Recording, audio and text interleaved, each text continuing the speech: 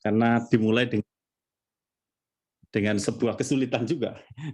Karena temanya juga seketika saya tanya juga atau kemudian disampaikan kepada saya persoalan yang sebenarnya hanya persoalan penafsiran kitab suci, tapi saya bukan ahli kitab suci, jadi saya tidak bisa begitu menjelaskan secara menurut penafsiran kitab suci. Tetapi tema yang diberikan itu dimulai dari pernyataan dalam kitab suci atau ayat dalam kitab suci. Kalau kita membaca kitab Ayub, ya di dalam bab 2 ayat 3 digambarkan bahwa setelah Ayub mengalami musibah, ya, semua harta miliknya diambil dan dia hanya tinggal sendirian, dan juga artinya hartanya diambil, anak-anaknya juga dibunuh, dan kemudian ada semacam sidang dalam kerajaan Allah. Jadi Allah memanggil anak-anak Allah, semuanya dipanggil. Artinya sebenarnya kitab ini adalah gambaran tentang, yang mau menggambarkan tentang ini penderitaan, pergulatan orang dalam penderitaan. Ya. Dan disitulah ada iblis. Jadi jangan dibayangkan iblis dalam kitab Ayub itu artinya iblis yang jahat seperti, ya memang jahat seperti gambaran kita ya. Jadi karena kitab suci, kitab Ayub ini agak juga rumit sejarahnya, tapi kita yang dipersoalkan adalah soal ini ayat di sini dan juga dari Yakobus bab 1 ayat 13. Nah, dan kepada iblis Tuhan berkata, apakah engkau memperhatikan hambaku Ayub? Yaitu pada waktu itu Ayub sudah kehilangan segala-galanya. Sebab tiada seorang pun di bumi seperti dia yang demikian saleh dan jujur, yang takut akan Allah dan menjauhi kejahatan. Jadi Ayub ini walaupun sudah diambil segala-galanya, tapi dia tetap bertahan dengan imannya, ya, dan dia tidak berbuat dosa. Dikatakan dalam ayat 1 bab 1 ayat 22, dalam kesemuanya itu Ayub tidak berbuat dosa dan tidak menuduh Allah berbuat yang kurang patut. Jadi Ayub tetap setia dengan Allah walaupun diambil segala-galanya. Nah, ia tetap tekun dalam kesalehannya, dan meskipun kau telah membujuk aku melawan dia untuk mencelakakannya tanpa alasan. Ya. Jadi akhirnya juga di babak berikutnya dikatakan bahwa ya juga Tuhan ini berkata, ya boleh kamu berkuasa atas semuanya, tapi jangan nyawanya Yakub. Jadi jangan nyawanya Ayub. Ya.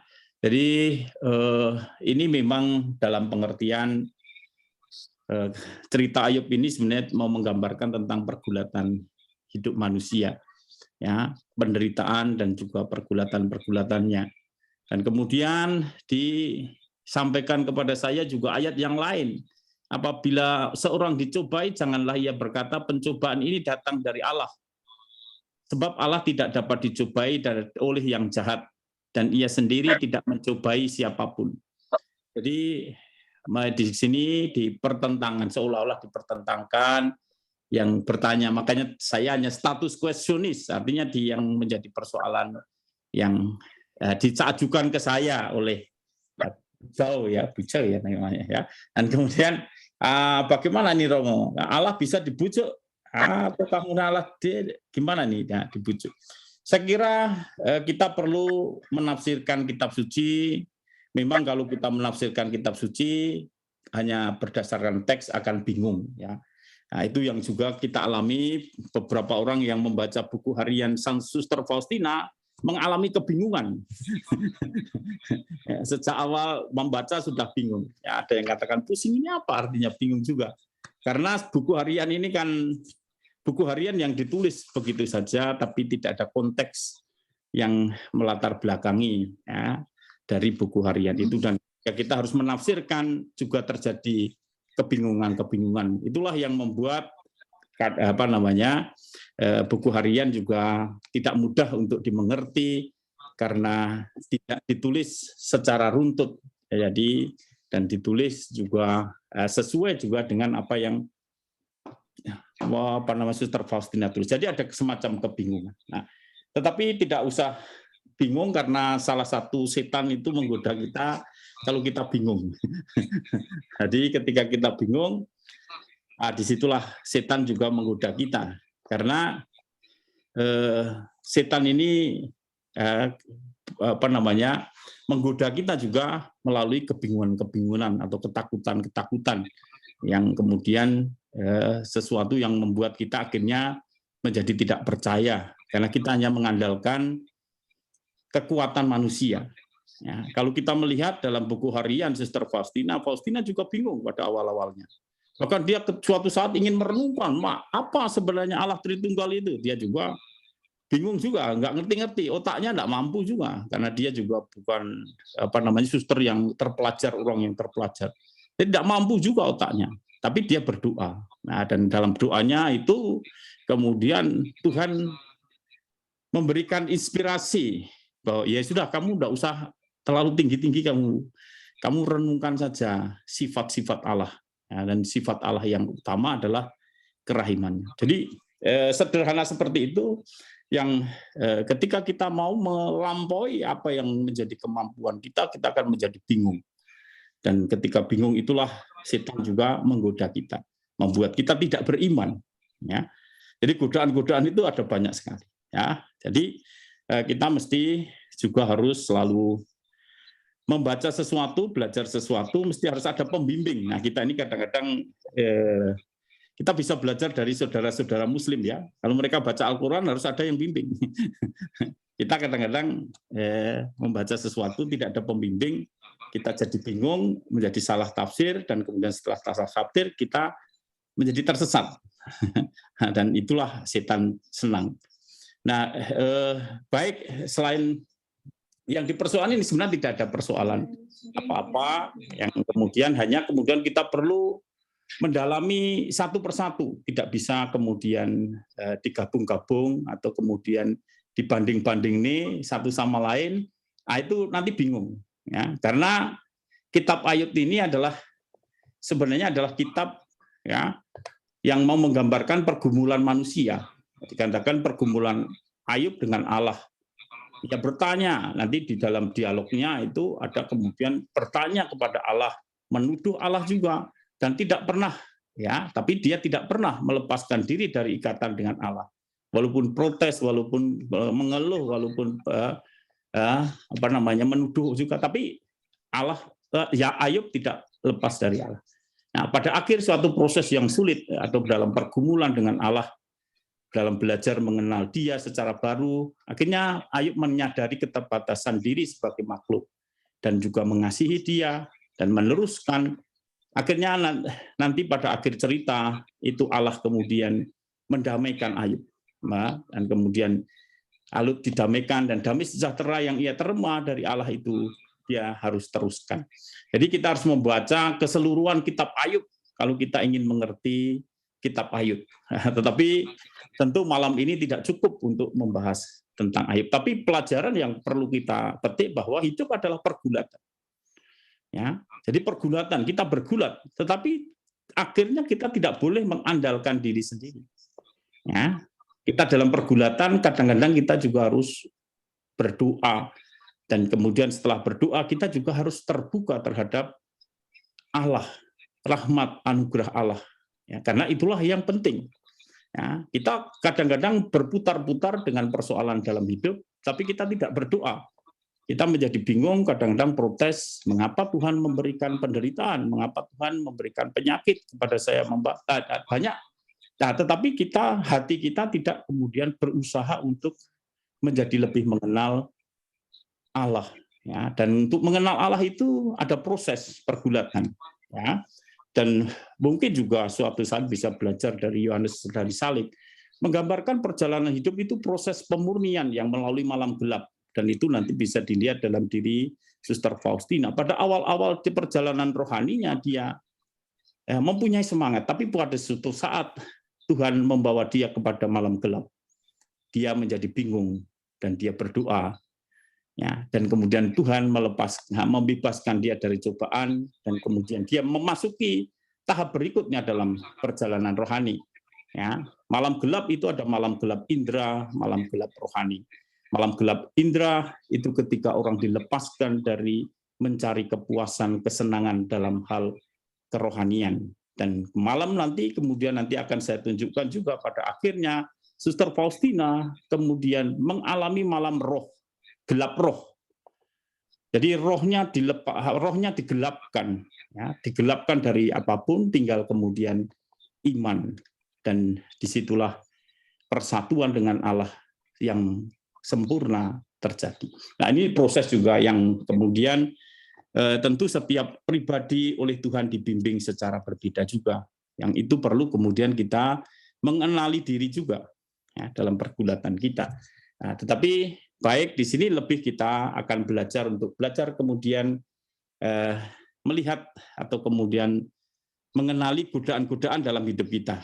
Karena kalau godaan itu kalau tidak dikenali menjadi, ya kita tidak tahu, tapi justru dengan dikenali kita menjadi lebih waspada.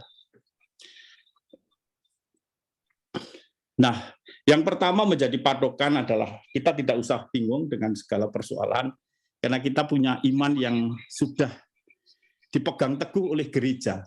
Jadi patokan kita dalam menafsirkan apapun adalah apa yang diajarkan gereja, karena gereja adalah depositum fidei, dia adalah membawa warisan iman, yang kemudian dalam dokumen Paus, saya hanya ambil sedikit saja, dokumen Paus Franciscus Misericordiae Vultus nomor 1, itu adalah anjuran apostolik atau yang kemudian membuka tahun kerahiman. Dikatakan Allah yang kita imani itu ini. Jadi gereja memberi patokan. Jadi patokan inilah yang kemudian menjadikan kita untuk semakin mengenali Allah sebenarnya secara pribadi. Nah, ini kan patokan. Patokan itu pedoman. Patokan itu ya sudah sesuatu yang sudah dirumuskan gereja supaya kemudian kita tidak menjadi menyimpang, ya, karena harus ada patokan. Patokannya apa? Nah, di dalam dokumen itu dikatakan Bapa, jadi Allah kita adalah Allah Bapa, ya, yang kaya dengan rahmat. Itu ada dokumen yang Paus Franciscus, Paus Yohanes Paulus di Ves in Misericordia juga mengambil ini, mengutip dari Efesus bab 2 ayat 4.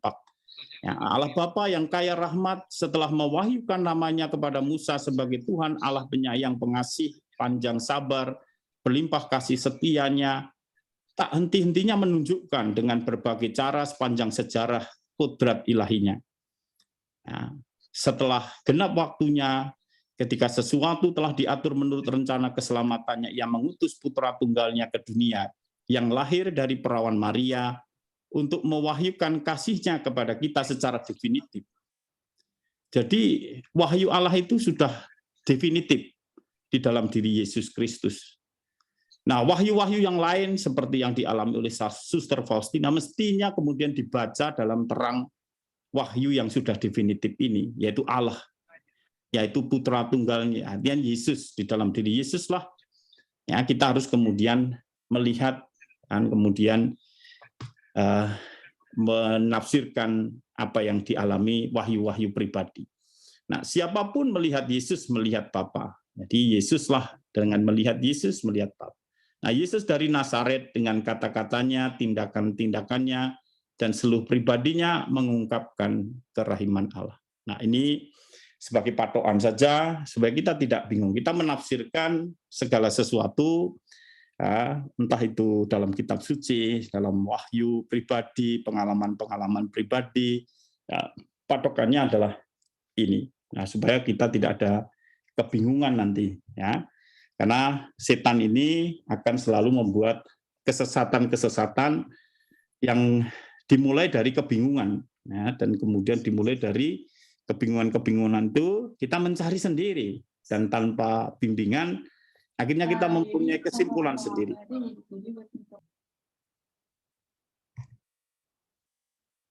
Nah, berikutnya juga perlu kita sadari bahwa hidup di dunia kita tidak mungkin bebas dari godaan, cobaan. Ya. Jadi saya agak menyamakan godaan dan cobaan.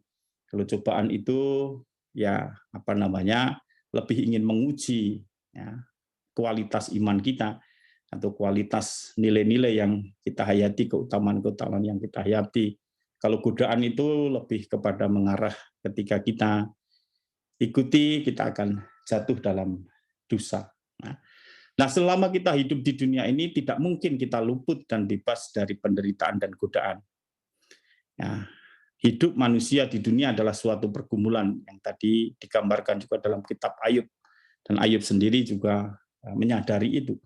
Oleh karena itu, setiap orang wajib waspada terhadap godaan-godaan dan berjaga-jaga serta berdoa agar setan yang tidak pernah tidur, melainkan berkeliling serta mencari siapa yang dapat ditelannya, tidak sempat untuk memperdayanya.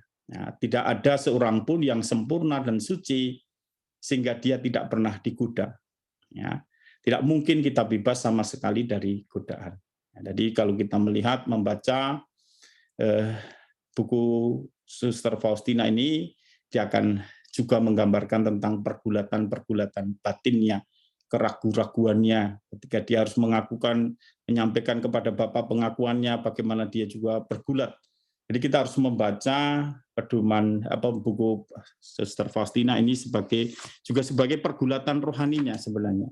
Pergulatan rohaninya yang akhirnya kemudian dia mengenali Allah sebagai yang Maha Rahim, dan dia seperti yang diminta Allah, percaya dan mengandalkan dia. Dan itu butuh proses untuk sampai ke sana, butuh satu pergulatan, ya. Dan dia selalu dapat godaan-godaan dari setan, sampai kemudian dia juga sampai pada fisiknya dia menderita. Nah, itulah yang dialami Suster Fausti. Godaan membantu memperoleh kemajuan rohani. Kita juga harus belajar untuk bagaimana kita menghadapi godaan-godaan itu supaya kita menjadi semakin lebih maju secara rohani. Godaan-godaan biarpun sukar dan berat seringkali sangat berguna bagi manusia, sebab karena semua itu manusia menjadi rendah hati, bersih, lagi pula menerima pelajaran. Kadang-kadang itulah yang saya katakan tadi, nanti juga saya akan singgung sedikit, bahwa kadang-kadang penderitaan, kesulitan, malam gelap dalam hidup kita, itu hendak mengajarkan nilai-nilai dalam hidup kita, terlebih nilai kerendahan hati. Kadang-kadang orang yang menjalani kehidupan rohani, seringkali digoda oleh setan menjadi sombong. Nah, kesombongan itulah juga yang menjadikan malaikat menjadi setan. Jadi ketika orang sombong, dia akan menjadi setan. Nah, itulah yang kemudian godaan-godaan juga ketika kita juga menekuni kehidupan rohani. Kadang-kadang kita digoda juga menjadi sombong.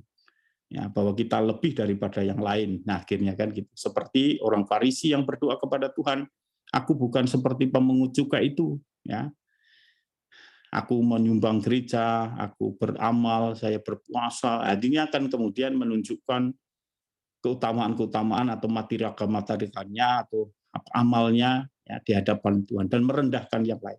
Nah, itulah bentuk kadang-kadang godaan juga kesombongan yang terjadi dalam hidup kita. Tetapi godaan-godaan itu ketika kita hadapi dan ketika kita kemudian juga gunakan sebaik-baiknya, artinya bukan digunakan, artinya kita juga selalu terbuka terhadap Allah, dan disitulah rahmat membuat kita menjadi akhirnya rendah hati, murni, bersih, dan juga memperoleh pelajaran yang banyak.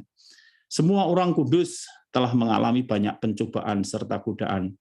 Oleh karena itu, mereka memperoleh kemajuan rohani. Kalau kita membaca riwayat orang kudus, Santa Faustina, Santa Teresia Lisieux, Santa Teresa Avila, Yohanes Salib, macam banyak orang kudus, mereka dalam hidupnya juga mengalami banyak godaan-godaan. Nah, tetapi justru kemudian melalui cobaan, godaan itulah dia maju secara rohani. Nah, satu yang seringkali juga didapatkan ketika orang menghadapi cobaan adalah rahmat, kesabaran, dan kerendahan hati. Selama manusia hidup di dunia, selama itu pula dia tidak pernah bebas dari godaan. Sebab godaan itu bersumber dalam diri kita sendiri. Karena kita manusia dilahirkan dalam keinginan daging. Jadi yang menggoda setan, tetapi sumbernya ada di dalam diri kita, keinginan-keinginan daging. Karena itu keindrawian dan roh perlu dimurnikan menurut Yohanes dari Salib. Jadi dia perlu dimurnikan sehingga akhirnya kita sungguh kemudian roh kita percaya kepada Allah. Roh kita sungguh bersatu dengan Allah. Ya, tetapi untuk sampai ke sana perlu dimatikan, boleh dikatakan keinginan daging. Karena sumbernya di dalam diri kita, dan juga setan menggoda. Dan kemudian dengan ketika setan menggoda, kemudian kita akhirnya terikat dengan dunia. Dan kita akan mati bersama dengan hancurnya dunia ini. Nah, itu dimulai dari karena ada keinginan-keinginan di dalam diri kita, tapi setan menggoda melalui keinginan-keinginan daging. Nah, banyak orang yang berusaha menghindari pencobaan itu, tetapi akibatnya dia justru malah jatuh lebih dalam tertimpa godaan-godaan tersebut. Dengan jalan menghindar saja kita tidak akan menang, namun dengan sabar dan rendah hati yang sesungguhnya kita akan menguasai semua musuh kita. Dan nanti kita juga perlu menyadari bahwa kita tidak boleh mengandalkan diri kita sendiri. Pangkal segala kejahatan di dalam godaan itu terletak pada ketidaktentraman batin. Artinya salah ketik. Ketidaktentraman batin kita. Ya. Jadi sebenarnya di batin kita ini ketika kita mau menyatukan diri dengan Tuhan, ada kedamaian, ketentraman. Tetapi ada kegelisahan, ada ketidaktentraman dalam batin kita. Dan dari situlah kemudian seperti ombak di permukaan akan mengumbang-ambingkan diri kita. Tapi kalau kita mau masuk ke dalam diri kita, dan di situ kita menyerahkan diri kepada Allah, ya disitulah kita mulai bisa bertahan. Dan pada kurang percaya kita akan Tuhan. Jadi pangkalnya di situ. Jadi kita tidak tenang, tidak tentram, ya, bisa juga khawatir, cemas, takut, ya, dan kita kurang percaya sebenarnya. Belum percaya kita ini belum percaya sungguh kepada Tuhan. Ya, percaya kita mungkin masih dalam otak kita, pikiran kita, tapi belum sampai kepada seluruh diri kita.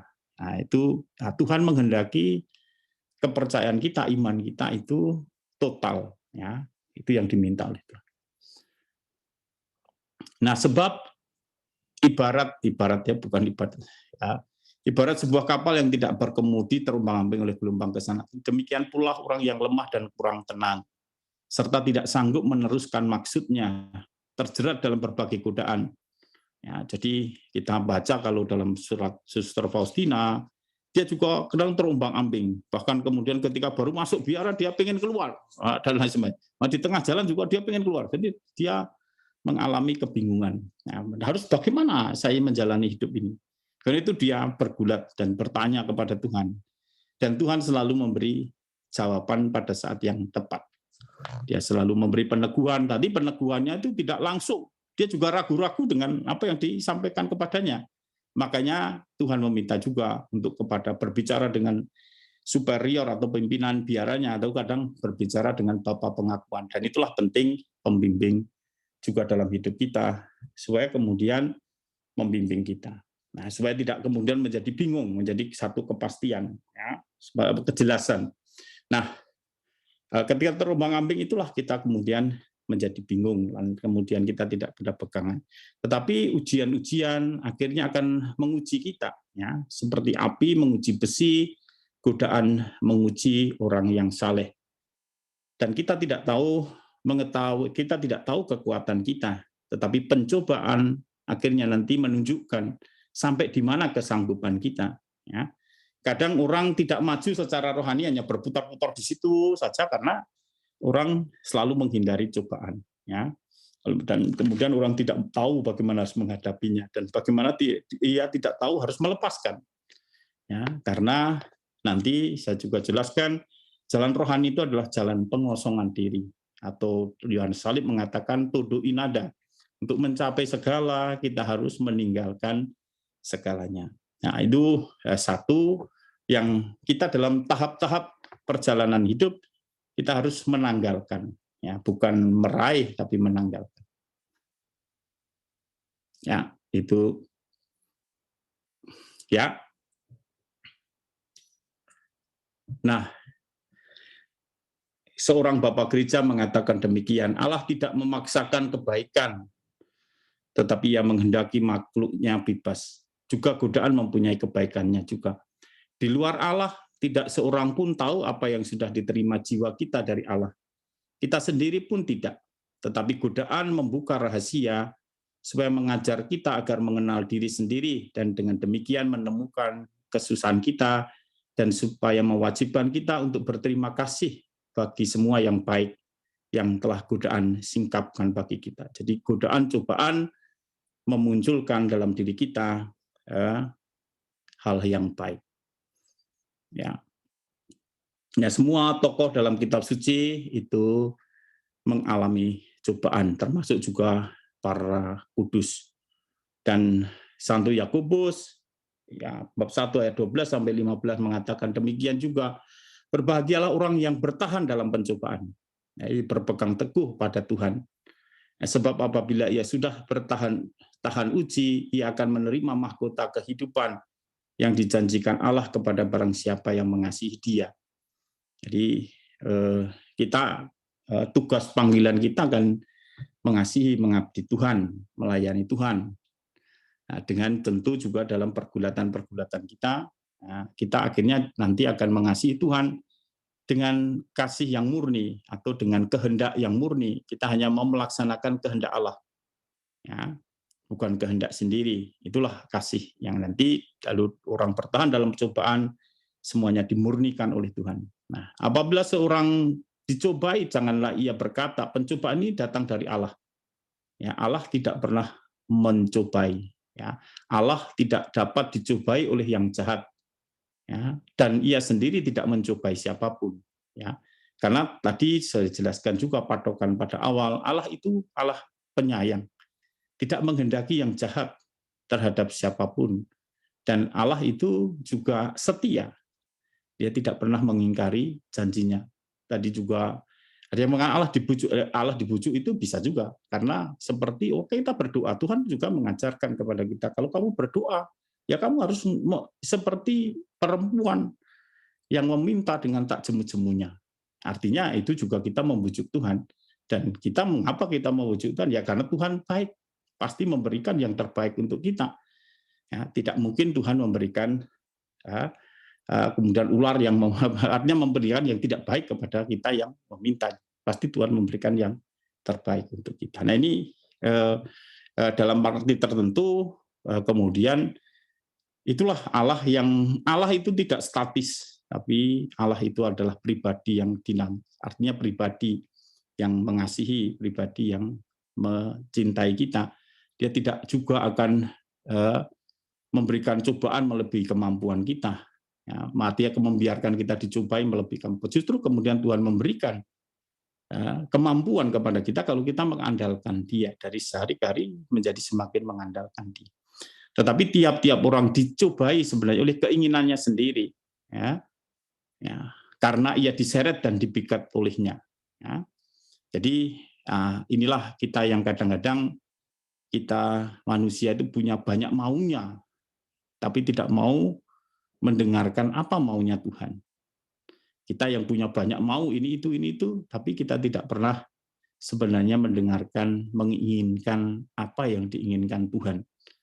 Nah inilah ya kita oleh keinginan kita sendiri, banyaknya kemauan, apalagi kalau di Jakarta ini karena semuanya ada dan semuanya bisa, maunya semuanya, ya maunya dimaui, ya tapi akhirnya menjadi tidak jelas sebenarnya apa yang menjadi kehendak Tuhan untuk saya.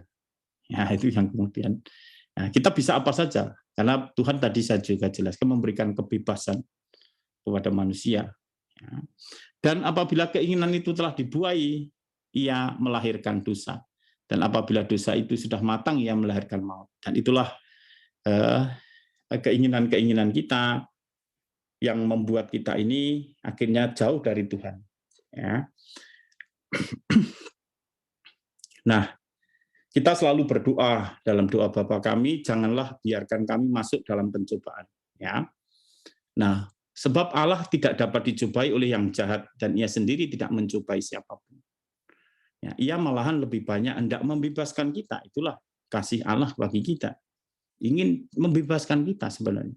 Ya, dari keterikatan-keterikatan kita, dari belenggu-belenggu kita, dari dosa-dosa yang kita lakukan atau kelemahan-kelemahan kita. Ya. Nah, kita mohon kepadanya supaya jangan membiarkan kita berjalan menuju dosa. Kita berada dalam perjuangan antara daging dan roh. Kita harus sadar di dalam diri kita ada perperangan antara daging dan roh. Karena itu Tuhan meminta murid-muridnya, kamu harus berdoa.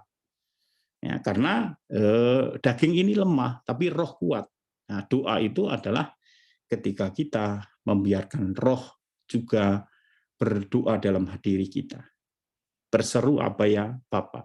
Nah, demikianlah permohonan kita dalam doa Bapa. Kami memohon roh pembedaan dan roh kekuatan. Ya.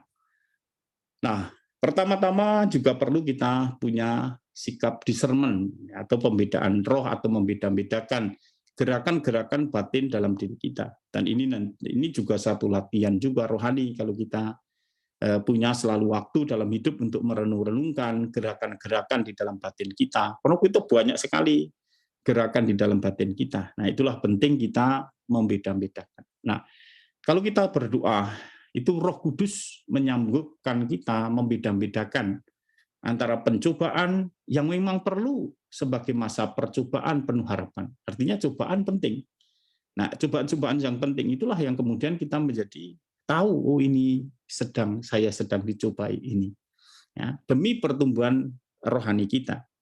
Dan juga kita perlu membedakan juga dengan pencobaan yang lain atau godaan yang membawa dosa dan kematian. Jadi kita perlu melihat ada godaan-godaan yang boleh dikatakan itu bujukan-bujukan supaya kita mengiyakan dan melakukan godaan itu sehingga kita jatuh dalam dosa dan akibat dari jatuh dalam dosa kita akan mati. Mati secara rohani dan juga mati dengan kematian kita.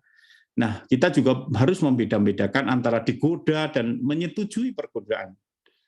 Ya, itu perlu juga dibedakan. Nah, selanjutnya anugerah pembedaan kalau kita berdoa juga membuka kedok penipuan godaan. Ya. Karena godaan itu kelihatannya pada awalnya baik, menarik dan sedap. Itulah yang ditawarkan ular kepada Hawa. Ya, ini enak, ini kamu jadi tahu yang baik, yang buruk seperti Tuhan. Ya, tapi dia melanggar perintah Tuhan. Ya, dan jatuhnya jatuh dalam dosa. Nah, tetapi itulah godaan ya, menipu itu pada hakikatnya dia akhirnya itu buruk.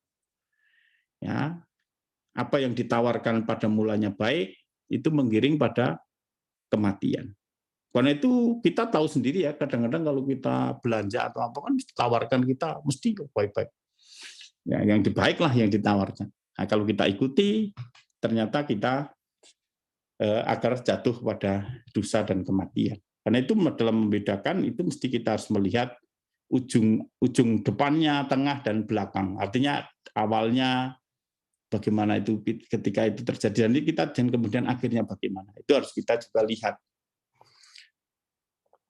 Nah, yang penting pertama juga yang berikutnya adalah kita punya harus ketetapan hati atau keputusan hati. Ya, supaya dapat melawan godaan dibutuhkan satu keputusan hati atau ketetapan hati. Atau bahasa Santa Teresa Avila dia determination. Jadi kita harus punya satu ketetapan hati, tujuan hidup yang jelas, yaitu bersatu dengan Tuhan. Itu ketetapan hati. Nah, karena di mana hartamu, di situ juga hatimu. Tidak ada seorang pun dapat mengabdi kepada dua Tuhan. Jadi Tuhan minta supaya kita ini hanya memilih Tuhan. Nggak bisa kamu memilih Tuhan, memilih dunia. Ya, memilih aku, memilih yang lain. Ya, itu tegas sekali Tuhan membuat pilihan. Kamu tidak bisa memilih dua-dua. Harus milih saya atau milih yang lain. Nah, jikalau kita hidup oleh roh, baiklah hidup kita juga dipimpin oleh roh. Nah, inilah hidup roh, karena kita sudah dibaptis, kita sudah dianugerahi Roh Kudus, dan kita harus hidup dalam roh itu. Kalau kita terus menghindar ya kita jadinya bingung. Ya. Nah, tapi kita sudah ditebus oleh Tuhan, oleh Yesus, disatukan oleh Tuhan, kita sudah roh sudah di dalam diri kita. Dalam persetujuan terhadap Allah dan roh ini, Bapa memberi kita kekuatan. Ya. Pencobaan yang kamu alami adalah percobaan biasa. yang tidak melebihi kekuatan manusia, sebab Allah setia. Ya, jadi Allah itu setia. Kasihnya adalah setia. Ya, dia tidak pernah mengingkari janjinya mengasihi kita.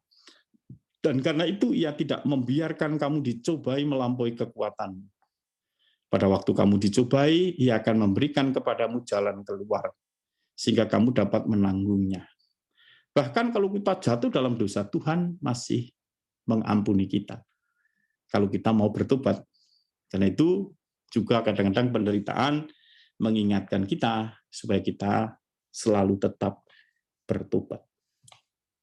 Nah, kita juga perlu sikap berdoa, selalu berdoa dan waspada. Doa apapun. Tapi sempat saya membaca di WA doa apapun. Mau meditasi Kristiani, mau doa koronka, mau doa rosario, mau doa kemudian ini itu, tapi Yohanes dari Salib mengingatkan keserakahan rohani itu juga akar dari godaan. Kita maunya semuanya kita doakan, jadi kita jadi bingung. Ya, itu tidak perlu juga. Malu kita yang mana yang kita membawa kita kepada lebih dekat dengan Tuhan. Ya. Nah, doa ya, dan kewaspadaan. Yesus mengalahkan penggoda sejak awal sampai kepada perjuangan terakhir dalam sakaratul mautnya melalui doa. Jadi Yesus selalu berdoa. Ya. Kita doa sejak awal pencobaannya di padang gurun sampai ketika dalam sakaratul maut, ketika ya, Tuhan berdoa, Tuhan singkirkan cawan ini, artinya singkirkan penderitaan ini, tapi bukan kehendakku, tapi kehendak-Mu lah yang harus terjadi. Nah, doa membuat menjadi orang mampu menghadapi cobaan-cobaan, penderitaan-penderitaan. Nah, dengan demikian dalam permohonan kepada Bapa kita, Kristus mempersatukan kita dengan perjuangannya dan sakratul mautnya. Nah, kita dinasihati dengan sangat supaya dalam persekutuan dengan Dia membuat hati kita waspada. Jadi karena itulah kita Tuhan mengingatkan kita harus berdoa dan berjaga-jagalah. Karena roh memang kuat tapi daging ini lemah. Nah, kewaspadaan adalah penjagaan hati. Ya, penjaga hati. Yesus memohon untuk kita kepada Bapaknya dalam perkataan, ya Bapa yang kudus, peliharalah mereka dalam nama-Mu. Kita tidak perlu, makanya kita tidak perlu takut dan khawatir, tidak perlu gentar, tidak perlu gelisah, karena Tuhan ini sudah berdoa juga untuk kita, mendoakan kita. Kita tinggal percaya.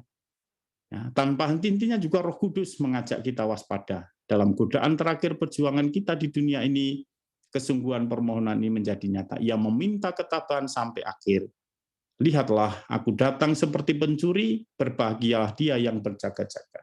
Wahyu bab 16 ayat 15. Nah, pergulatan hidup itu juga dialami oleh Rasul Paulus. Ya, pergulatannya dia alami seperti ini.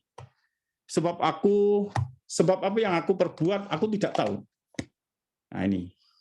Jadi, karena bukan apa yang aku kehendaki yang aku perbuat, tetapi apa yang aku benci, itulah yang aku perbuat. Kalau demikian, bukan aku lagi yang memperbuatnya, tetapi dosa yang ada di dalam diri aku. Jadi Paulus pun menyadari ada dua dosa yang berkuasa di dalam dirinya. Ya. Sebab aku tahu bahwa di dalam aku, yaitu di dalam aku sebagai manusia, tidak ada sesuatu yang baik. Nah, ini sebuah kesadaran yang muncul. Ya, pada saatnya kalau dalam perjalanan hidup rohani kita akan disadarkan bahwa diri kita ini sebenarnya tidak ada yang baik. Ya, karena itu kemudian tidak bisa mengandalkan diri kita sendiri. Kita harus mengandalkan Tuhan. Nah, itulah makanya kan referennya devosan kerahiman ilahi itu kenapa harus diulang-ulang? Aku engkau Yesus, engkau andalanku, Yesus engkau andalanku. Nah, pertanyaannya apakah seluruh hidup saya sudah mengandalkan Tuhan? Apakah kemudian juga kita masih kadang-kadang mengandalkan diri kita sendiri? Padahal diri kita sendiri ini orang berdosa. Ya, tidak mungkin yang baik dari diri kita. Nah, akhirnya ya itu juga pergulatan dalam diri kita. Sebab kehendak memang ada di dalam aku, tetapi bukan hal berbuat apa yang baik. Sebab bukan apa yang aku kehendaki, yaitu yang baik yang aku perbuat, melainkan apa yang tidak aku kehendaki, yaitu yang jahat yang aku perbuat. Jadi jika aku berbuat apa yang tidak aku kehendaki, maka bukan lagi aku yang memperbuatnya, tetapi dosa yang diam di dalam aku. Di dalam surat Rasul Paulus kepada jemaat di Roma, dia membagikan pengalaman pergulatannya, bahwa walaupun dia sudah berjumpa dengan Kristus, dia juga bertobat, tetapi juga dia mengalami masih ada pergulatan dalam hatinya, dalam batinnya. Oke, nah sebagai juga contoh, Yesus dibawa oleh Roh Kudus pada padang gurun untuk dicobai. Jadi Yesus saja juga dicobai ya, oleh iblis, tapi dia menang karena dia tidak mengandalkan juga kemanusiawian, tapi dia mengandalkan juga Allah Bapanya. Ya. Nah, dunia, kalau kita menjadi sadar, di dunia ini, dunia yang kita hidupi ini masih adalah rumah penggoda. Jadi kalau kita masih hidup di dunia, makanya kita tidak bisa lepas dari godaan-godaan. Karena dunianya ini tempatnya penggoda yang ingin menjerat kita agar kita menjauh dari Allah dan membawa kita kembali ke jalan yang berorientasi pada ketenaran, pujian, pengakuan. Karena dunia ini mengagung-agungkan ketenaran, pujian, dan pengakuan. Makanya kan kadang-kadang orang berlomba-lomba untuk dipuji, berlomba-lomba untuk mendapatkan pengakuan, berlomba-lomba untuk mencari ketenaran. Itulah mengapa kita seringkali menjadi kecewa ketika yang doa hanya 5-3 orang. Karena kita kalau mengumpulkan banyak orang, kita menjadi hebat. Nah, itu yang kadang-kadang kita juga digoda seperti itu. Ya, kadang-kadang juga kalau apa yang kita lakukan tidak dipuji, kita menjadi sakit hati. Nah, itu karena kita masih menginginkan pujian.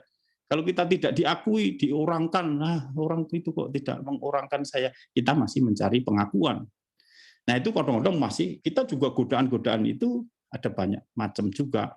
Ya, termasuk juga godaan kemudian kita menjadi tenar, menjadi pujian, menjadi pengakuan, menjadi orang yang suka like. Ketika orang tidak suka, kita menjadi kecewa. Padahal hidup ini kita tidak akan pernah bisa memuaskan semua orang, tidak pernah bisa kemudian juga membuat orang lain kagum dengan kita selamanya, dan lain sebagainya. Kita juga, itu godaan-godaan. Nah, kita harus menghadapi langsung penggoda itu. Sebagaimana Yesus dibawa oleh Roh ke padang gurun untuk dicobai, demikian juga halnya dengan kita. Kita perlu juga selalu punya waktu untuk masuk ke padang gurun, artinya dalam kehidupan batin kita sendiri. Nah, mungkin sekali bahwa mutu suatu hidup rohani hanya dapat dikenali ketika kita sedang menghadapi godaan-godaan. Jadi justru pada saat-saat krisis, ya, kedewasaan kita secara rohani itu diuji. Nah, ada 3 godaan yang Yesus alami, yaitu godaan untuk menjadi relevan. Jika engkau anak Allah, perintahkan supaya batu-batu ini menjadi roti. Jadi kadang-kadang dunia menuntut kita untuk menjadi produktif, menjadi hebat, menjadi menghasilkan, ya, menjawab kemauan, kebutuhan orang secara langsung. Kalau kita tidak berhasil, tidak sukses, ya kita bukan orang hebat. Nah, itu juga kita godaan untuk menjadi. Dan Yesus mengatakan bahwa makananku itu bukan hanya roti, tapi adalah firman Tuhan. Makananku adalah melaksanakan kehendak Allah. Bukan menuruti nafsu, bukan menuruti keinginan, tapi bagaimana saya melaksanakan kehendak Allah. Nah, itu jawaban tegas dari Tuhan. Dan kita pun juga dalam pergulatan, kita juga harus selalu punya sikap melaksanakan kehendak Allah. Seperti juga dalam pergulatan Suster Faustina, dia juga bergulat. Nah, dia maunya ini, maunya itu, tapi akhirnya Tuhan Yesus mendorong dia untuk mengambil keputusan dengan tegas. Nah, ini juga kita juga bisa. Dan godaan menjadi orang yang mengagumkan. Jadi iblis membawa Yesus ke tempat yang tinggi. Jika engkau anak Allah, jatuhkan dirimu sendiri. Nah, ini kadang kita godaan untuk menginginkan orang bertepuk tangan dengan diri kita. Ya. Nah, jadi godaan untuk membuat orang kagum dengan kita, kehebat, ya hebat, dan lain sebagainya. Nah, ini tetapi Yesus berkata bahwa jangan kamu mencobai Allah, ya, jangan kamu mencobai Tuhanmu, ya. Dan ini dengan tegas Tuhan mengatakan juga, ya walaupun saya akan ditantang oleh malaikat-malaikat, artinya digendong oleh malaikat, tapi saya tidak mau melakukan apa yang engkau maui, ya, karena saya mau melaksanakan apa yang menjadi kehendak Tuhan. Ya. Dan godaan juga untuk menjadi orang berkuasa. Karena itu Tuhan, setan, iblis menunjukkan kepada Yesus sela harta dunia, kerajaan-kerajaan di dunia, yang dia menggoda semua itu akan kuberikan kepadamu jika engkau sujud menyembah aku. Dan itulah kadang-kadang godaan juga banyak. Ya.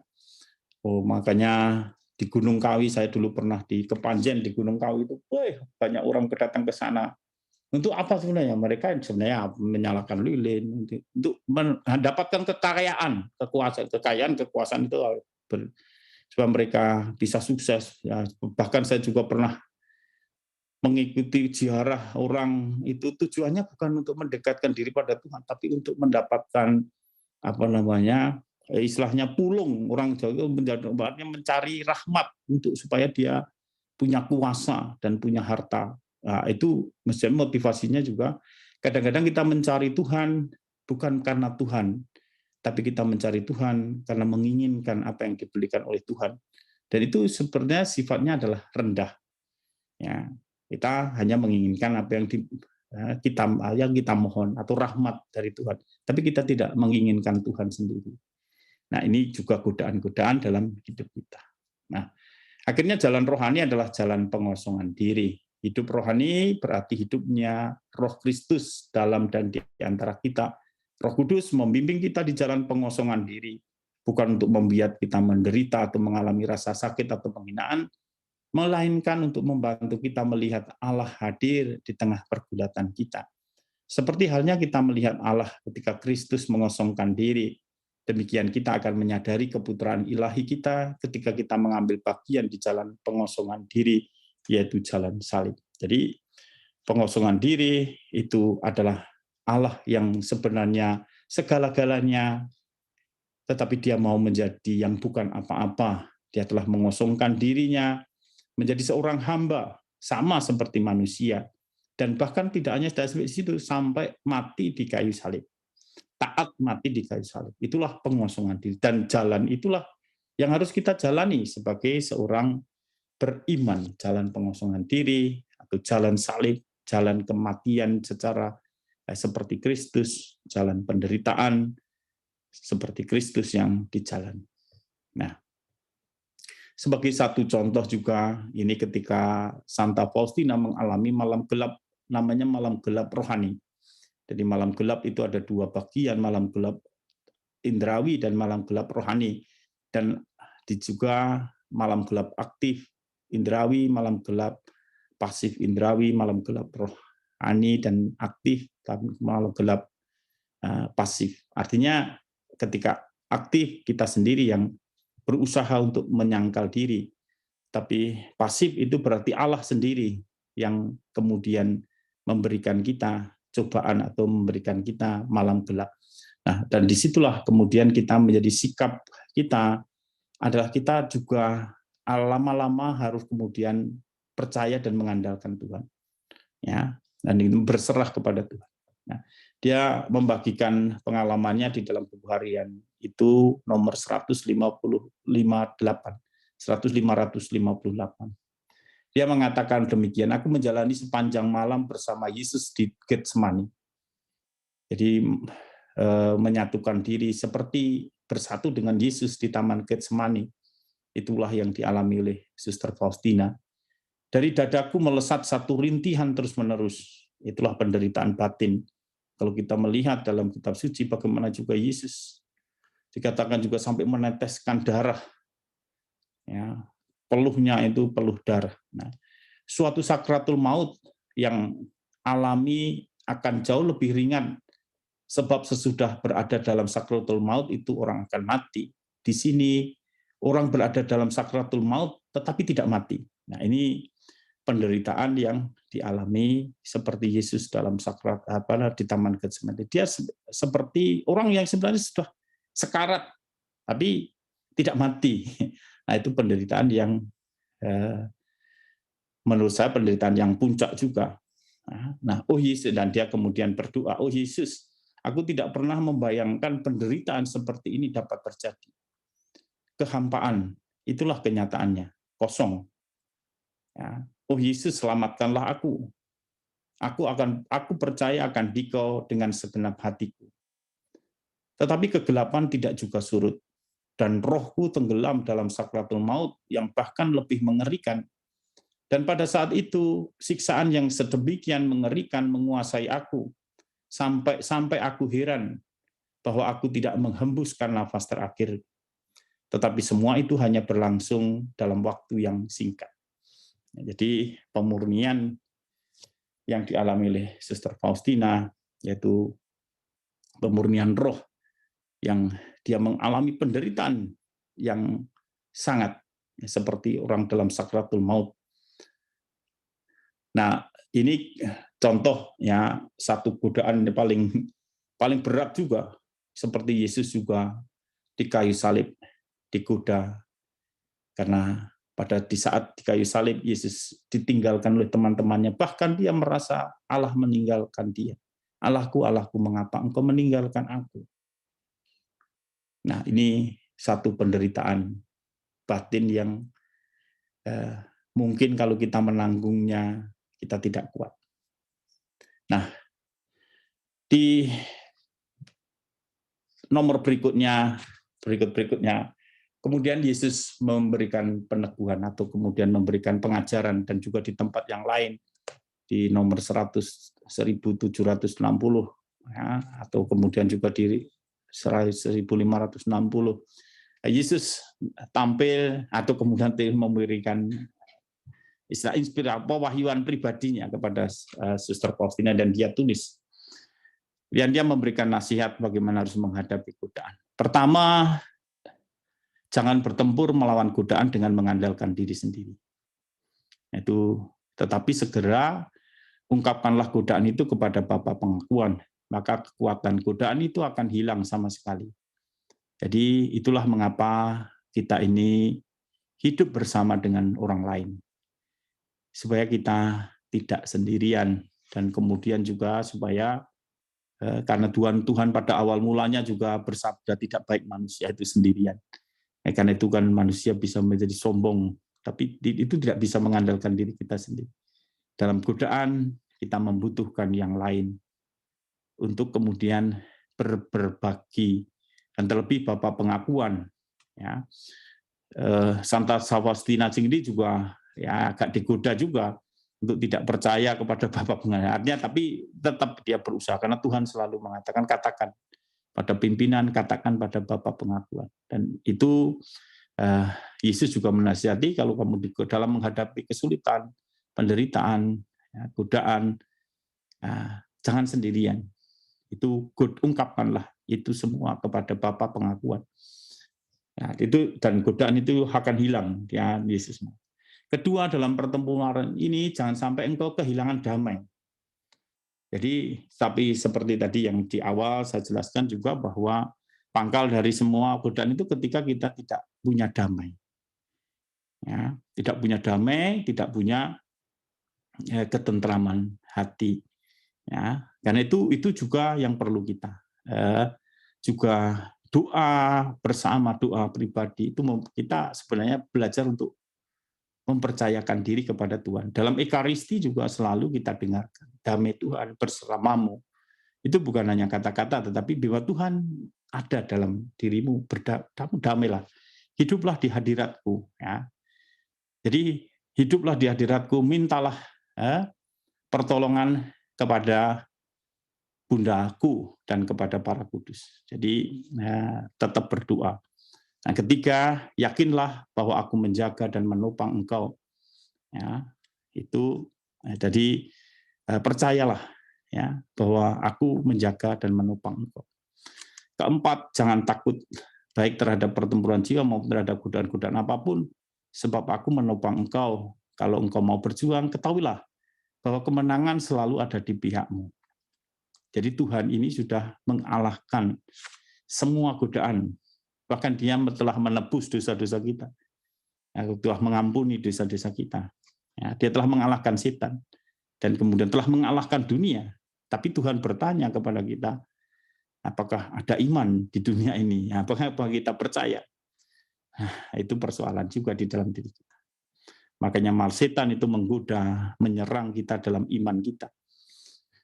Nah, kelima, ketahuilah bahwa dengan gigih berperang, engkau memberikan kemuliaan besar kepadaku dan menimbun pahala bagi dirimu sendiri.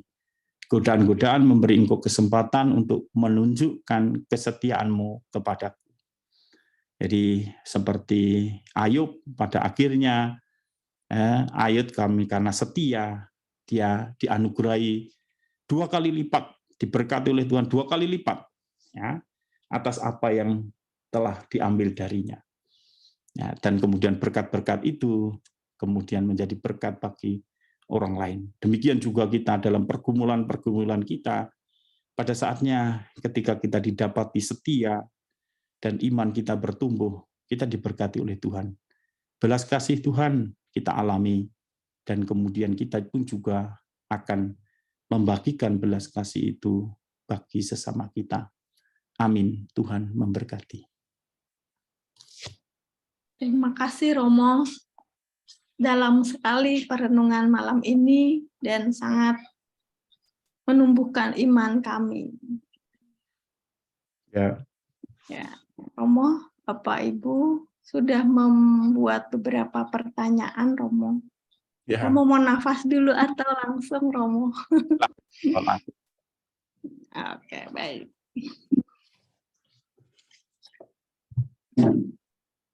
Baik Bapak Ibu, 5 penanya akan mendapat hadiah dari sponsor kami malam ini dari Marian Center. Terima kasih kepada Marian Center yang selalu setia memberikan hadiah buat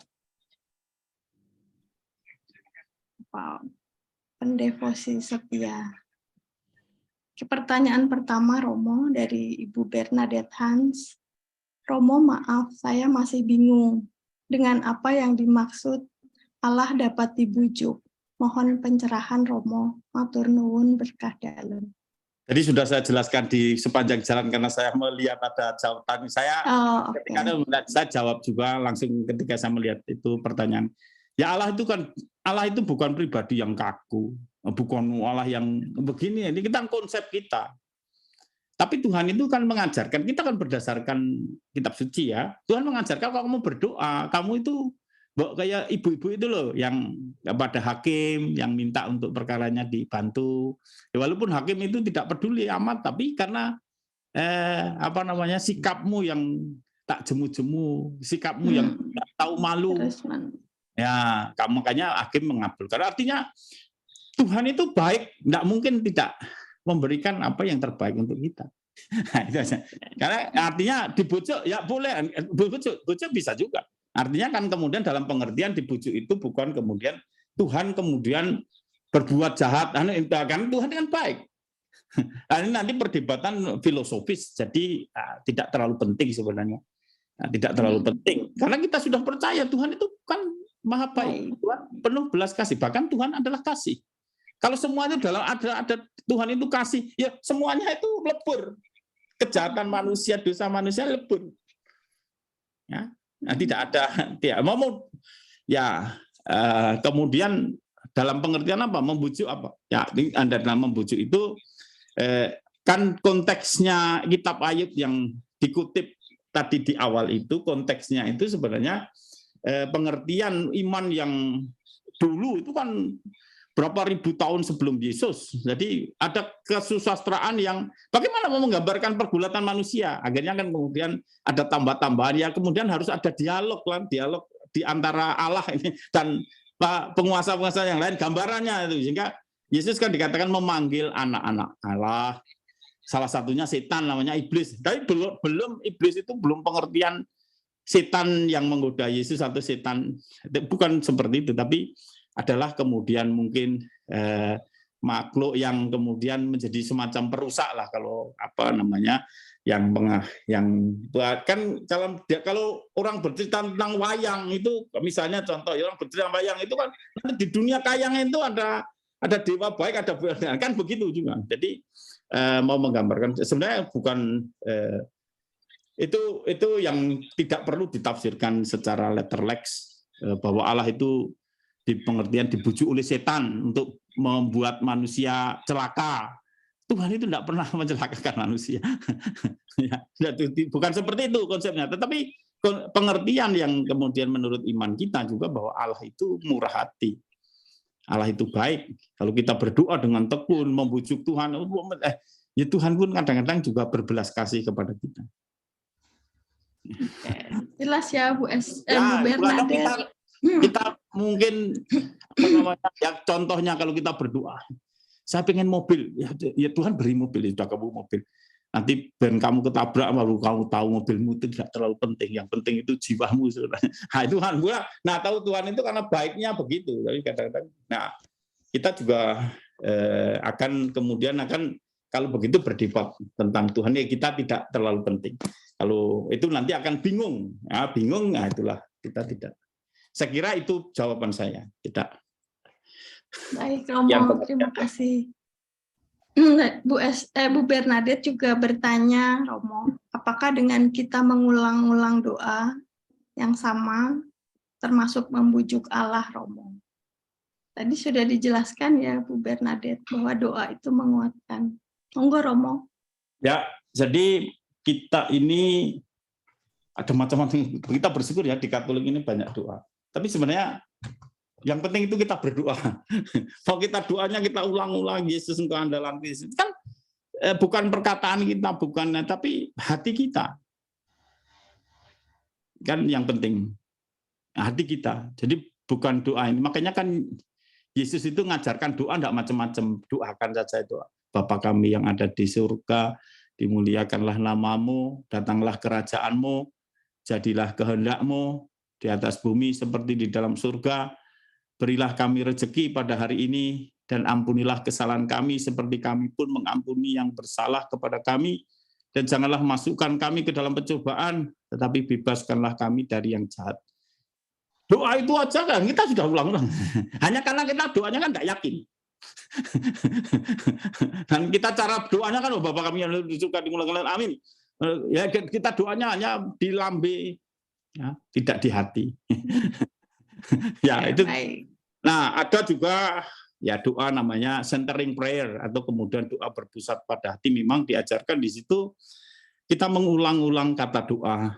Kata doa itu semacam anchor kalau bahasa neurolinguistic programming, anchor yang kemudian kita disitulah mau mengungkapkan iman saya kepada Tuhan dengan hanya satu kata kita doa ulang. Itu juga metode saja.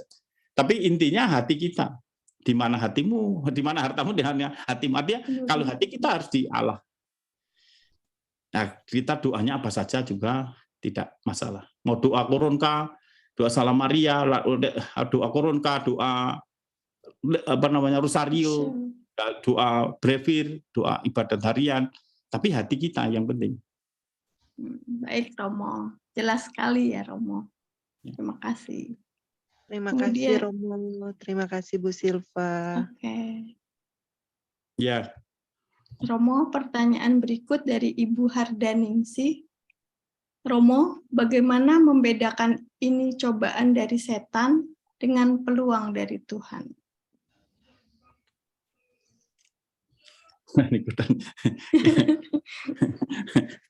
Tadi sudah saya jelaskan. Jadi kalau kita anggap kita juga belum terang, bicara dengan orang yang lebih ngerti.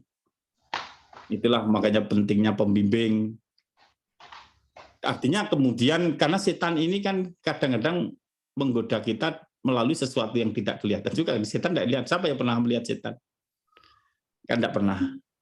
Tetapi kita perlu belajar untuk, tadi ada yang mungkin sedikit bertanya tentang discernment atau membeda-bedakan roh. Ya disitulah kemudian kita, akhirnya yang kita beda-bedakan adalah gerakan-gerakan di dalam batin kita. Yang kemudian kita kenali, yang kemudian akhirnya apa? Kalau saya menilainya adalah kedamaian hatinya.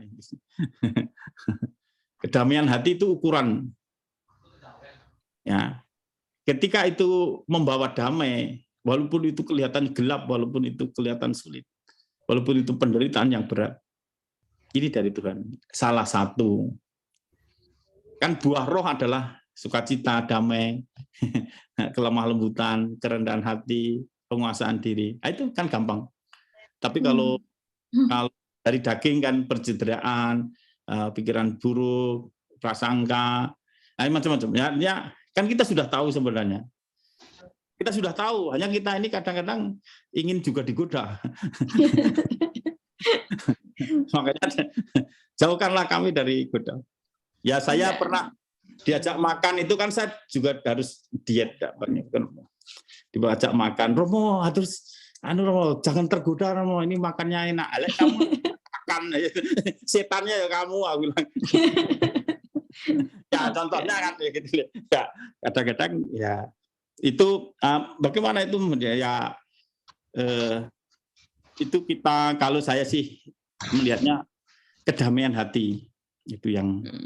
Tapi kalau ada kegelisahan, ada kekhawatiran, ketakutan, nah itu kita harus banyak berdoa. Supaya kita tidak mudah terombang-ambing. Supaya kemudian kita ada kedamaian atau ketentraman batin atau kedamaian.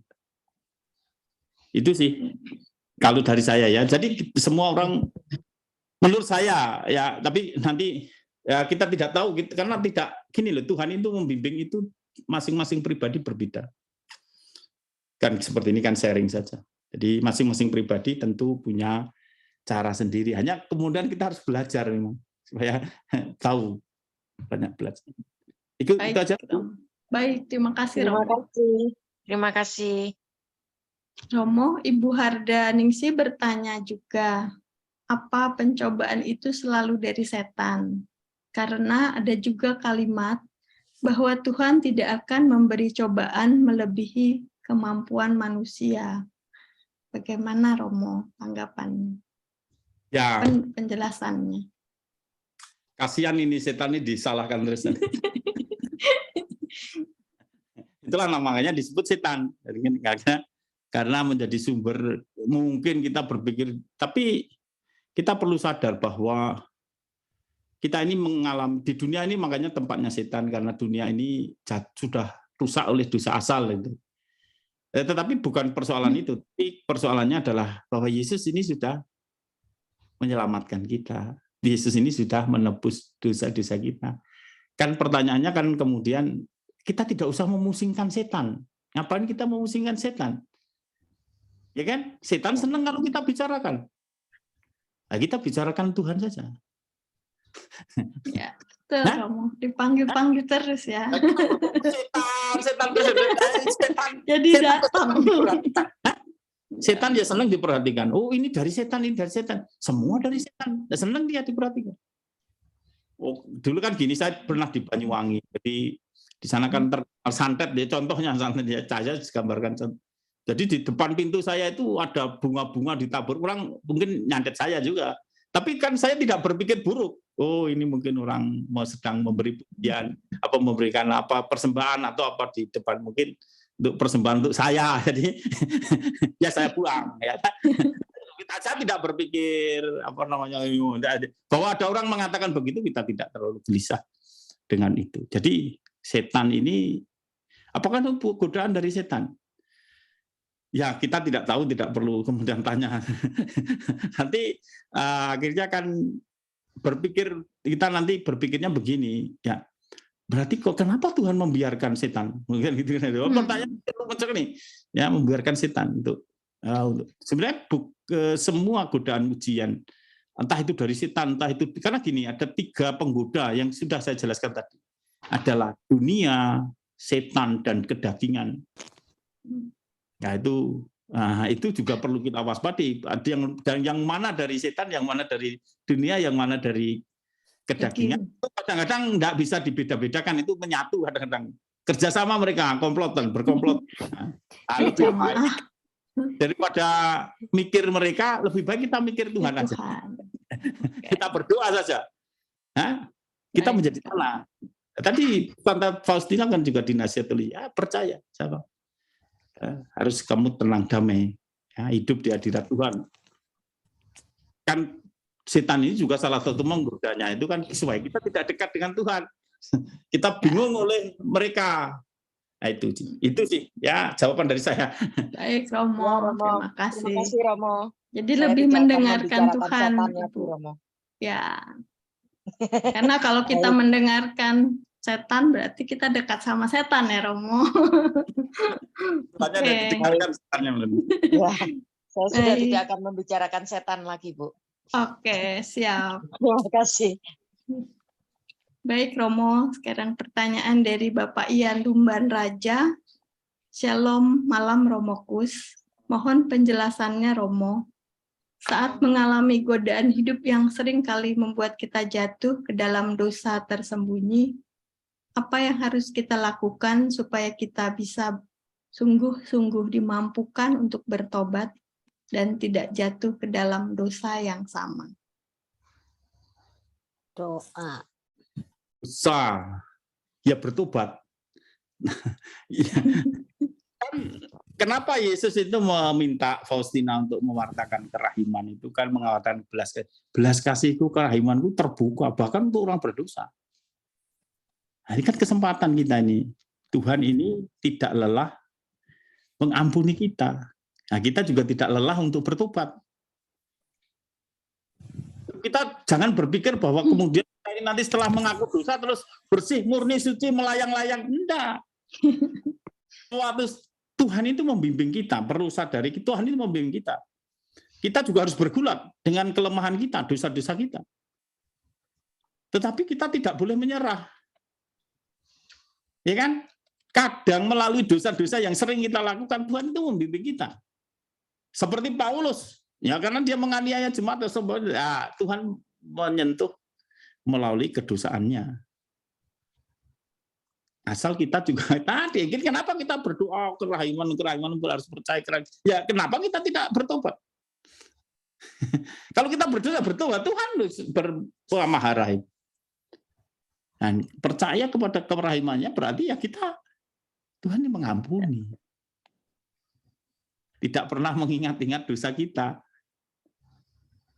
Hanya kan kita tidak tahu sebenarnya, kenapa saya harus berdosa. Nah, itulah nanti kita entah penderitaan entah itu membimbing kita untuk mengenali diri kita.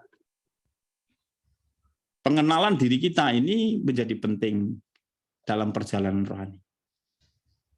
Santa Teresa Avila dia menggambarkan perjalanan rohani seperti masuk dalam sebuah puri dan pintu masuknya adalah pengenalan diri dan refleksi. Doa, pengenalan diri dan refleksi. Itu penting. Jangan kita kemudian sudah ngaku dosa terus tidak dosa lagi. Itu seperti mesin, Tuhan itu mesin penghapus dosa. Ya bukan begitu konsepnya. Itu justru kemudian ketika kita berdosa, kita mau berjumpa dengan Tuhan terus. Tuhan ini kan seperti ketika dia menghadapi perempuan yang berbuat zina. Tapi kita ini sering kali seperti orang-orang Farisi yang ingin menghukum diri kita sendiri. Kalau salah kamu dihukum, dan kemudian salah Tuhan akan menghukum. Nah, pemikiran-pemikiran itu, padahal Tuhan hanya memandang dengan penuh belas kasih perempuan itu dan mengatakan, pergilah sekarang, jangan berbuat dosa lagi. Nah, seperti itulah sebenarnya proses kita pada saat perjalanan rohani sampai pada satu saat kita ini bersatu dengan Tuhan. Ya, bersatu dengan Tuhan dalam iman, harapan, dan artinya kemudian akhirnya saya mengatakan selalu kita bergulat pada saatnya kita kalah. Tetapi kekalahan kita adalah kemenangan kita. Karena kita akhirnya tidak mengandalkan diri kita sendiri, tapi mengandalkan Tuhan. Maka Paulus mengatakan, jika aku lemah, maka aku kuat. Bukan karena aku hebat, bukan karena aku, tapi karena Tuhan. Nah, itu butuh pergulatan. Masing-masing pribadi butuh satu kita perjuangan. Makanya digambarkan tadi Saudara Faustina itu bergulat sampai mati. Ya, bergulatnya itu sampai mati. Baik, terima kasih Romo. Pak Ian, semoga menjawab. Ya, berefleksi. Semua proses ya Romo. Baik, pertanyaan berikut dari Ibu Stefani. Romokus, apakah doa novena termasuk kita membujuk Tuhan? Boleh dikatakan ya kita membujuk Tuhan juga. Novena itu kan mohon, tak jemu-jemu ya, boleh dikatakan kita ini mendesak Tuhan supaya mengabulkan doa-doa kita. Tapi itu tadi, Tuhan ini kan baik. Nah, kita juga akan memberikan yang terbaik. Kita juga harus terbuka. Contoh ya, saya itu dulu punya teman di biara itu kon jengkel nih. Jengkel itu apa ya? Selalu ngeselin. Kami sudah berusaha supaya dia keluar biara. Pokoknya nek kita belajar bersama nggak usah dinilai jelek aja lah. Tapi juga nggak keluar, malah teman-teman saya yang keluar. Akhirnya saya berdoa, saya bawa dalam doa, Tuhan keluarkan dia dari biara ini. Kalau engkau memang sungguh memanggil saya di biara ini. Tapi justru itu tadi, teman-teman banyak yang keluar, teman saya juga. Tinggal suatu saat saya kemudian dalam doa itu akhirnya apa? Akhirnya Tuhan rupanya memberi saya kesabaran. Dan kemudian akhirnya saya mau menerima teman itu, berteman, saya ajak jalan-jalan, dan kemudian suatu saat cerita dia punya masalah sebenarnya. Hanya tidak pernah cerita, saya dengarkan. Dan suatu saat di akhir pembinaan kami dia mengetuk kamar saya, Dr. Kus, saya sudah menemukan panggilan saya, keluar saya. Doa saya terkabul. Bukan itu, yang penting bukan itunya, bukan dia keluarnya, itu karena saya mendoakan enggak. Tapi yang penting bahwa saya sudah bisa berdamai. Itu yang menjadi penting. Saya juga berdamai menerima dia. Saya juga tidak ada rasa jengkel, tidak ada rasa benci, tidak ada rasa sakit. Dan saya menjadi lebih sabar dan kemudian menerima dia. Dan dia juga berdamai dengan dirinya sendiri, dengan persoalannya. Ya karena dia bisa bercerita dengan saya dan juga bisa berteman dengan saya. Dan itulah yang kemudian, bukan kemudian dia keluar itu karena doa saya. Orang kan berpikir, nah doa tidak boleh egois juga. Kadang-kadang Tuhan, makanya kan kemudian Yakobus juga mengatakan, surat Yakobus, kamu kenapa kamu bertengkar? Karena kamu menginginkan sesuatu yang kamu mendapatkan yang kamu tidak berdoa. Nah, jadi kadang-kadang juga karena kita bertengkar karena egois kita, tapi berdoa itu pasti memurnikan kita. Dan itulah yang kemudian akhirnya mendamaikan kita, dan kemudian kita juga menjadi pendamai bagi orang lain. Nah, begitu novena ya doa. Kita doa apa? Doa. Jadi doakan. Yang novena itu harus ada intensi. Apa saya harus doa ini 9 kali ya, doakan. Saya juga punya ibu itu juga seperti itu. Saya belajar juga dari ibu saya itu dulu kalau punya intensi doa, misalnya mendoakan anak yang sedang punya masalah, dia ke Sendang Sono 9 hari dia berdoa di situ, rosari, berpuasa berdoa di situ. Suatu saat mungkin doanya tidak dikabulkan oleh Tuhan, dia berdoa berbulan-bulan di situ. Nah, bapak saya kan jengkel. Wah, ini gimana? Anak-anak siapa yang memelihara? Kan kami 9. Akhirnya bapak nyusul. Dan kemudian di Sendang Sono itu bapak beli patung kecil. Terus tunjukkan kepada ibu saya, wis saiki sembayangnya di rumah saja. Sekarang doanya di rumah saja. Jadi sejak itu doanya di rumah, tidak pernah pergi kemana-mana. Nah, artinya kita juga harus selalu juga terbuka pada kemudian rahmat-rahmat yang lain yang kita dapatkan dalam doa-doa kita, bahwa kita mengajukan permohonan, oke, karena doa memang adalah memohon kepada Tuhan, mohon apapun. Nah, hebatnya Tuhan itu kan mohon apapun, bahkan kemudian mungkin kita mengungkapkan kejengkelan, kebencian kita, ya, Tuhan tidak masalah. Kakak mau nanya lagi dong sekalian. Ada seorang ibu juga ya, karena ditinggal suaminya nikah lagi, selalu konsultasi dengan saya, gimana dong saya harus berubah. Dia itu kan kemudian akhirnya tak suruh novena, kamu novena aja biar suamimu ketabrak truk atau apa. Jadi kamu bisa nikah lagi ya. Gitu lah ya, kamu daripada kamu ya, sampaikan keluhanmu kepada Tuhan. Sampaikan kepada Tuhan. Tuhan yang mendengarkan, kalau memang Tuhan mendengarkan. Romo itu kan berbuat jahat. Tuhan bisa mengubah yang jahat menjadi baik. Nah, itu kalau kita percaya. Itu Bu ya jadi. Baik Romo, jelas sekali ya Bu Stefani bahwa berdoa terus saja. Itu memang sebagian membujuk Tuhan, tapi Tuhan senang kalau kita membujuk lewat doa ya Romo. Ya. Nah, baik, pertanyaan berikut dari Pak Frans Dharma Romo. Mohon izin bertanya Romo. Dalam doa Bapa kami, jangan membiarkan kami masuk dalam pencobaan atau percobaan. Terima kasih. Pertanyaannya apa? Pertanyaannya, mau percobaan atau pencobaan, Romo?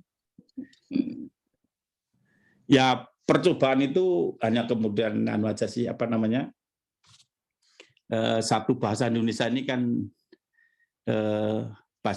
kan terbatas juga. Jadi pencobaan ada yang percobaan, ya kurang lebih sama sih. Dari kata dasar coba, mencoba, cobaan, tapi itu kemudian pasif, tapi kata benda. Jadi percobaan itu mau menunjukkan mungkin keaktifan dari kata kerjanya itu, tapi dibuatkan kata benda. Dan nanti penjelasan bahasa Indonesia. Pencobaan sudah peleburan dari tadi pembendaan dari kata kerja mencoba. Tapi kalau bahasa asing mungkin lebih jelas temptation, jadi sudah jelas mencoba. Jadi karena bahasa Indonesia aja yang ya itu karena Indonesia kan masih berkembang bahasanya, jadi belum. Baik, Romo. Terima kasih. Jelas ya Pak Frans. Itu hanya sekedar tata bahasa. Berikut pertanyaan dari Bapak Teddy. Penyebab utama manusia jatuh ke dalam dosa itu karena egoisme atau setan. Karena seringkali setan dijadikan kambing hitam sebagai penyebab utamanya. Ini tadi Romo sudah menjelaskan ya, Pak Teddy, apakah perlu dipertegas lagi oleh Romo? Jadi dosa itu adalah persetujuan kita terhadap godaan tadi. Jadi kalau ada dan godaannya kan yaitu tadi melanggar apa yang dikehendaki oleh Tuhan atau diperintahkan oleh Tuhan. Seperti dulu Adam, Hawa dan itu kan dibujuk, istilahnya digoda untuk melanggar apa yang diperintahkan Tuhan. Tuhan kan jangan kamu makan buah yang di tengah itu. Tapi kan menggoda setan dengan cara. Jadi dosa itu ketika kita menyetujui godaan. Ya, baik, Romo. Terima kasih. Jelas ya, Pak Teddy. Berikut pertanyaan dari Ibu Liliana di Tangerang, Romo. Romo, bagaimana dengan Ibrani 12, ayat 5 dan 6? Hal-hal yang tidak baik, tidak menyenangkan, itu karena Tuhan memberi didikan karena Allah mengasihi kita. Bagaimana supaya kita setia kepada didikan Tuhan? Tidak ikut jatuh dalam godaan, cari jalan pintas, jalan keluar menurut kita. Ya, kok saya ya sudah sebenarnya bagaimana supaya kita tidak jatuh dalam dosa. Jadi kita harus selalu sadar kita juga bahwa kemudian ada memang Tuhan kadang-kadang mendidik kita melalui kesulitan, melalui penderitaan, persoalan.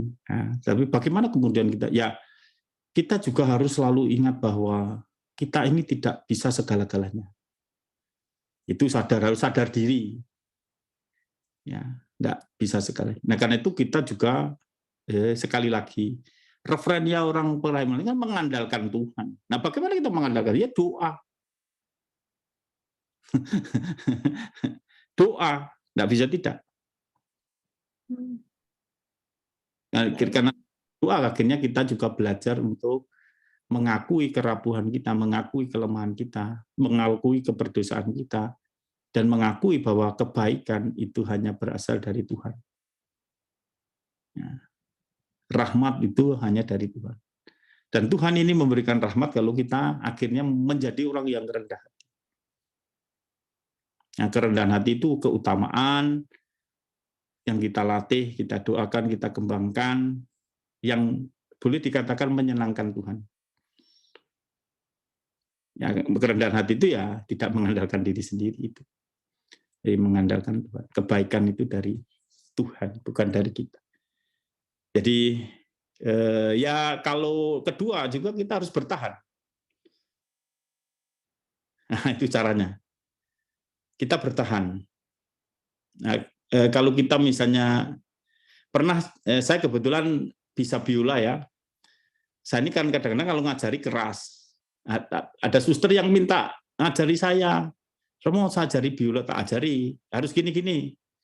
Nah, tapi dia itu pengennya langsung bisa. Ojo, jangan begitu. Saya agak marah juga. Harus dasarnya dulu. Enggak, ini ya ngeyel we semono. Ya kadang-kadang ya hal yang keras, hal yang itu mendidik kita kalau kita bertahan. Itulah disiplin.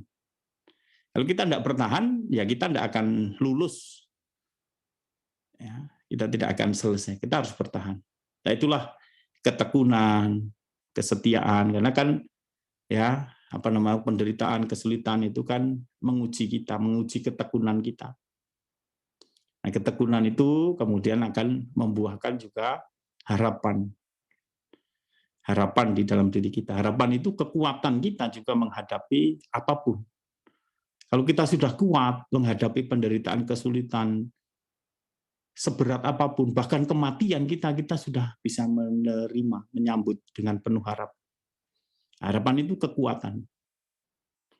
Ya, jadi dimulai dari mana ya? Karena kita tahan uji. Karena kita diuji, kita tekun. Kita bertahan, kita setia. Dan kemudian kita menjadi tabah, dan kemudian menjadi kita punya harapan akhirnya. Tumbuh harapan di dalam diri kita. Harapan itu akhirnya anugerah Tuhan. Harapan itu kekuatan. Ya, kalau orang punya harapan itu, ada ibu dapur kami, adiknya kena kanker. Ya, contoh aja sebenarnya. Pada awal kena kanker dia tidak menerima.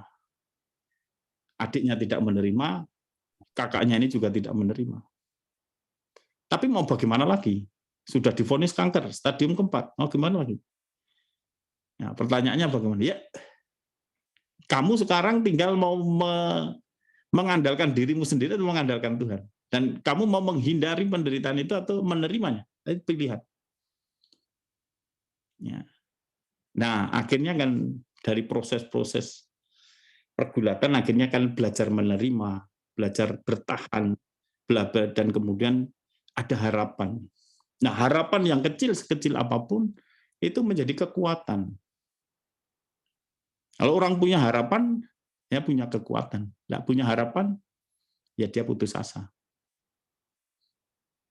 Dan orang yang putus asa itu yang ya itulah mudah dikatakan ya gelombang godaan itu membuat orang menjadi jatuh. Tapi bersyukur juga kalau kemudian tadi dengan berdoa dan kemudian juga akhirnya kita juga dikuatkan untuk waspada, bertekun dan kemudian setia dan kemudian akhirnya dikuatkan. Saya pernah juga memberi perminyakan, bapak ini sudah kanker juga, sudah parah. Divonis oleh dokter 7 hari kemudian dia meninggal. Tapi dia selalu minta saya datang mengirim komuni dan memberi peminyakan. Dan terakhir hari Jumat saya ke sana dan dia sudah tidak berdaya. Tapi hebatnya dia tidak mengeluh. Bahkan kemudian menghibur anak cucunya suruh pulang. Dan kemudian ketika itu dia tetap sadar dia dengan penderitaannya itu. Dan dia tahu, dia justru yang memberitahu saya bahwa 7 hari lagi saya mati. Tapi kemudian juga istrinya juga dikuatkan juga akhirnya yang mendampingi dia. Dan kemudian juga istrinya itu bahkan di depan dia yang masih hidup itu mengatakan, Romo, besok kalau bapak ini meninggal itu disemayamkan di Darmais. Sudah membicarakan kematian itu sudah menjadi dan tidak menjadi dan tenang saja. Dan benar ketika dan dia juga pesan ke bapak, Pak, nek mati ojo dino Sabtu harus Senin nggawa wong bawa orang. Akhirnya dia bapaknya itu mati Minggu. Dan kemudian ya sudah karena itu saya ingat pesan kalau meninggal di semayang ke Darmais. Hari Seninnya saya misa di ke Darmais mau misa, lu kok nggak ada, sepi Darmais. Ternyata dipindah ke Abadi. Oh ya, saya bilang kemarin bilangnya kan Romo lebih dekat di Abadi. Ya, jadi menjadi karena kekuatan harapan itu membuat ini menghadapi penderitaan bahkan kematian itu dengan penuh kekuatan. Saya kira itu. Baik, Romo, terima kasih. Mungkin ini sebagai pertanyaan terakhir ya, Bu Yani, karena Romo sudah menjawab yang dapat menguatkan kita menghadapi pencobaan tadi, pengharapan. Baik, Bapak Ibu terkasih, tanpa terasa kita sudah di penghujung. Memang tak pernah cukup waktu untuk Tuhan dan tak pernah cukup ruang untuk kita berbagi dalam kebersamaan. Terima kasih banyak Romo Kus. Sungguh kita diperkaya pada hari ini. Baik, ada satu pertanyaan di situ kalau saya lihat PHS Harian nomor berapa? 212 ya, dan dikatakan saja mungkin sedang membaca juga orang. Ketika aku pergi mengaku dosa lagi, aku mendapati jawaban, aku tidak mengerti, suster. Lebih baik suster tidak datang kepadaku untuk mengaku dosa. Ya Allah, aku harus bertindak dengan keras terhadap diriku sendiri sebelum aku mengatakan sesuatu mengenai kehidupan rohaniku. Dan di sini aku mendapatkan jawaban, suster, aku tidak memahami engkau. Jadi karena gini, ini pembedaan juga kan. Jadi ada bapak pengakuan itu ya dia hanya mendengarkan pengakuan dosa. Jadi kalau datang ya mengaku dosa saja. Jadi setelah itu dapat absolusi penting. Tapi yang dimaksud suster itu kan sedang mencari bapak pembimbing rohani, bukan bapak pengakuan. Jadi bapak pengakuan tapi juga pembimbing rohani yang kemudian nanti menemukan di dalam diri Pastor Andras dan Asapoko yang kemudian dia doa menemukan di situ yang bisa membimbing dia. Karena dia kan kalau mengaku dosa panjang. Kalau saya juga ngaku dosa, doa-doa cepet lah pacara liya di tengah. Kan susternya itu akhirnya Pastor Sapoko kan sudah suster tulis. Nah, kan juga suster akhirnya pastor itu tahu kemudian tulis saja. Nanti kalau saya datang tulisanmu saya lihat. Nah, itu bagaimana pengalamannya. Nah, lahirlah buku harian ini. Dengan apakah iblis itu masuk ke suster? Tidak begitu, tidak. Iblis ini masuk ke dalam diri pastor itu untuk menolak. Nah ini jangan kita berpikir spasial. Kita harus melihat buku harian ini sebagai satu pergulatan Suster Faustina. Ya bahwa ada yang memahami dia, ada yang tidak memahami dia. Demikian juga dengan pemimpin-pemimpin biarannya atau konsusternya, ada yang memahami dia, ada yang tidak memahami dia. Jadi jawaban saya itu tanggapan saya. Terima kasih. Oh, baik Romo, terima kasih. Jelas ya Ibu Liliana. Terima kasih banyak Romo. Mungkin ada pengumuman, silakan Bapak Gunawan.